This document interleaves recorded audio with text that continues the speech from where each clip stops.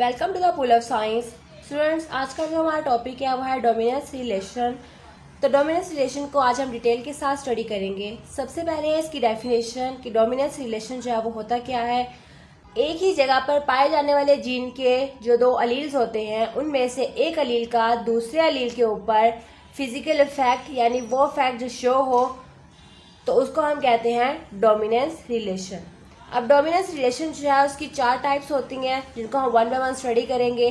पहली टाइप है complete dominance, दूसरी है इनकम्प्लीट डोमिनेंस, तीसरी है को डोमिनेंस और चौथी है ओवर डोमिनेंस।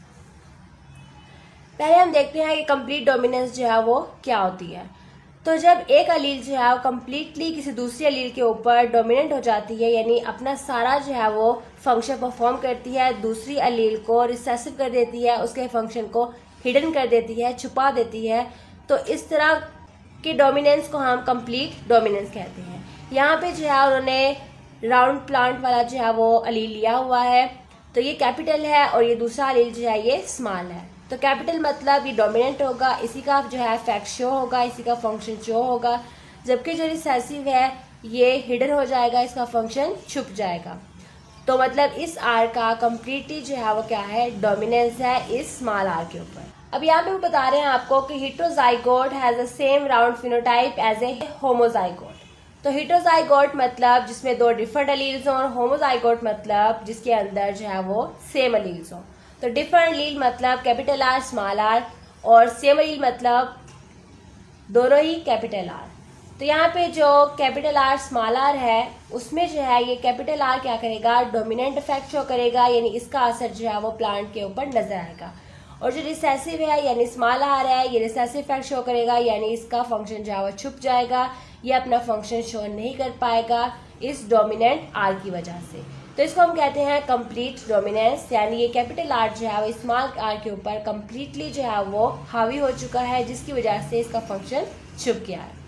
अब नेक्स्ट हमारे पास है इनकम्प्लीट डोमिनेंस। इनकम्प्लीट मतलब कि कोई भी अलील जो है अपना पूरा फंक्शन जो है परफॉर्म नहीं कर पाएगा।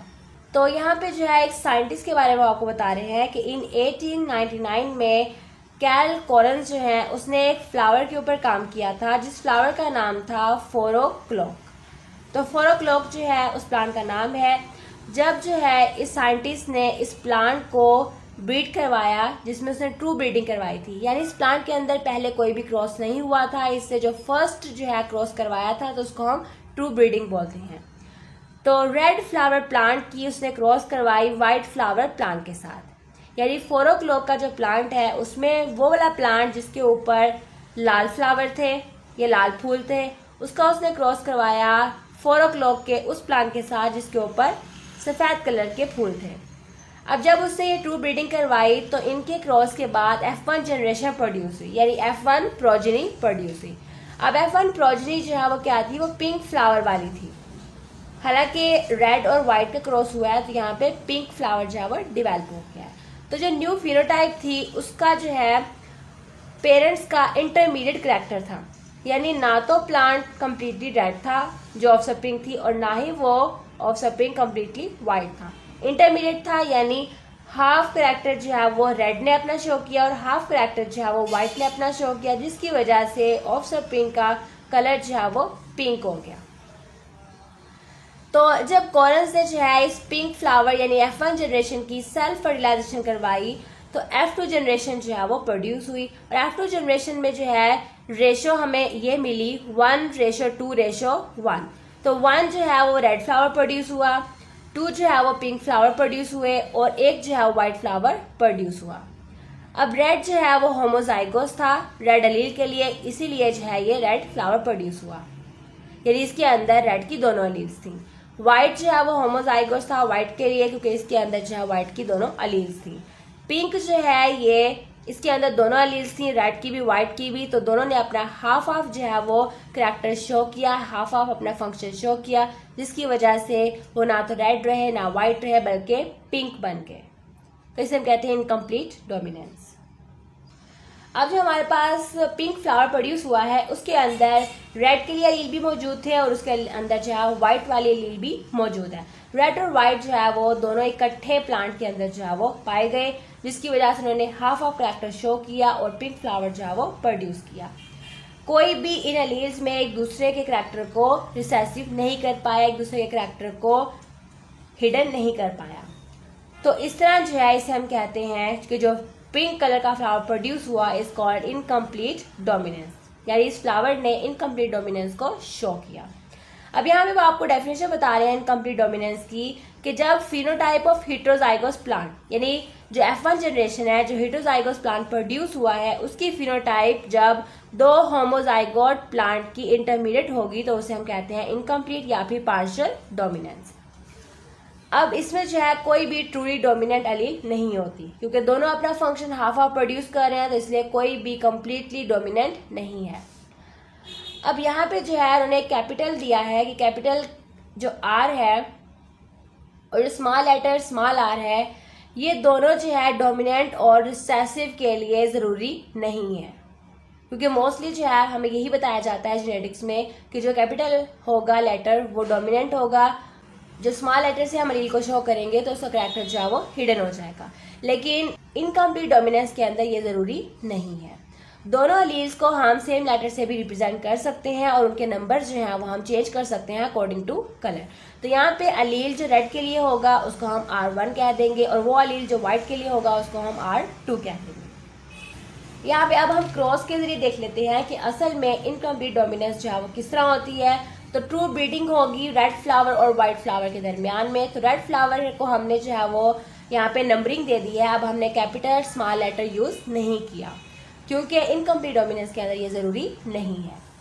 तो दोनों आर मतलब दोनों एलील्स नंबर वन और ये है R2 ये वाइट फ्लावर वाली प्लांट की एलील्स है।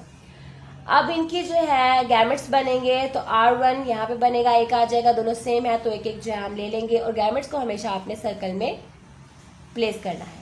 अब इन दोनों का क्रॉस हुआ तो R1 R2 जो है हमारे पास F1 जनरेशन आई और ये जो जनरेशन आई ये थी पिंक फ्लावर, यानी दोनों ने अपना हाफ ऑफ करैक्टर शो किया और पिंक फ्लावर प्रोड्यूस कर दिया।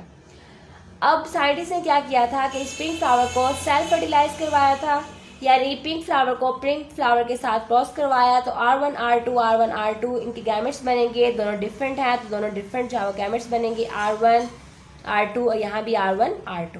अब इनका आपस में क्रॉस होगा तो F2 जनरेशन डेवलप होगी। तो यहाँ पे देखें एक जो है वो रेड प्रोड्यूस हुआ है क्योंकि इसके अंदर दोनों रेड एलील्स मौजूद हैं। एक वाइट प्रोड्यूस हुआ है प्लांट फ्लावरिंग वाला जिसमें दोनों वाइट फ्लावरिंग वाले एलील्स मौजूद हैं और जो सेंटर में दो हैं उनके अंदर दोनों एलील्स मौजूद हैं और दोनों अपना हाफ ऑफ करैक्टर शो कर रहे हैं, तो इसलिए ये दोनों पिंक फ्लावर हैं। तो रिजल्ट हमारे पास क्या आया 1:1:2। तो 1 रेड फ्लावर 1 वाइट फ्लावर और 2 पिंक फ्लावर। थर्ड हमारे पास टाइप है डोमिनेंस रिलेशन की को डोमिनेंस। तो को डोमिनेंस मतलब मिलजुल कर काम करना, ये बिल्कुल डिफरेंट है इनकम्प्लीट डोमिनेंस से क्योंकि यहाँ पे हम जो है वो क्वालिटी की बात करेंगे।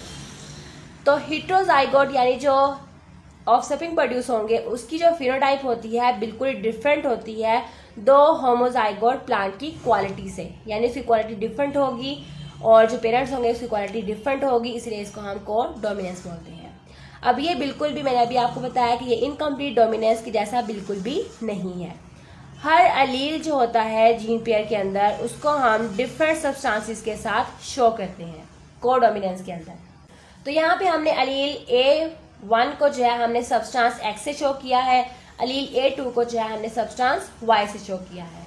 अब को डोमिनेंस जो है वो तब होती है जब दोनों एलील जो हैं वो इंडिपेंडेंटली हेटेरोजाइगोस के अंदर अपना एक्सप्रेशन शो कर रहे होते हैं, यानी जिस भी प्लांट के अंदर ये दोनों एलील्स हैं A1 A2 तो इनके अंदर ये दोनों जो है अपना एक्सप्रेशन शो करेंगे और इनका जो रिप्रेजेंटेटिव प्रोडक्ट होगा वो क्या होगा X होगा और Y होगा, क्योंकि हमने A1 को X से जो है वो शो किया है, A2 को Y से शो किया है।